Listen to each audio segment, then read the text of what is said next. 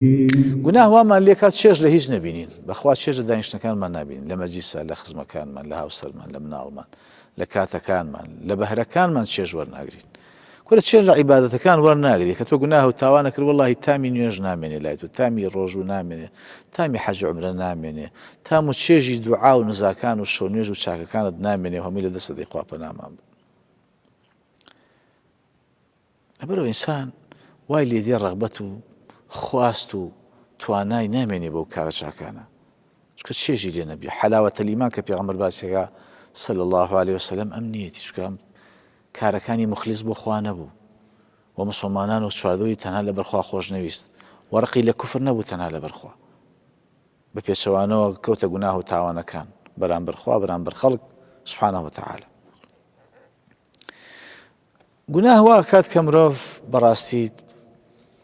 هیچ شەرمێک لە خەڵکیش نەکات چکە شەرم لە مرۆڤ بێ لا یەتی ئیلا بخەیر پێغەمبەر فەرمووی یعنی هەموو کارێکی چاکە سەرچاوەکەی شەرمە لكل دين خلق وخلق الإسلام الحياء يعني پێ دەڵێ هەموو دینێک ڕەوشتێکی زۆر بەرز و دیار و گەورەی هەیە کە سەرچاوی هەموو خێر و چاکەیەکە بۆ خەڵک گەورەی هەموو ڕەوشتەکانی ئیسلام سەرچاوی هەموو خێر و چاکان لە ئیسلامە یەک کەلیمەیە الحەیا شەرم کردن مرۆڤ ئەگەر شەرمی لە خەڵک کرد لە خوا کە شەرمی لە خۆی کرد بەڕاستی هەموو خێرێک الحەیا كله خير پێغەمبەر فەرمووی هەمووی خێر سەرچاوی هەموو خێر و چاکەیەکە بۆ مرۆڤ گوناه وامان لێکە کە مرۆڤ هەست بە ئاسوودەیی نەکا هەست بە ئارامی نەکا دایمەن لە ترسا بێت فأذاقها الله وەکو لباس الجوع والخوف خوف والله ئەو مرۆڤە ئەگەر چواردەوری حیمایە بێ هەرە ترسی هەرە تۆقی چکە بۆ گوناه و تاوانی هەیە والله ولو كنتم في بروج مشيدة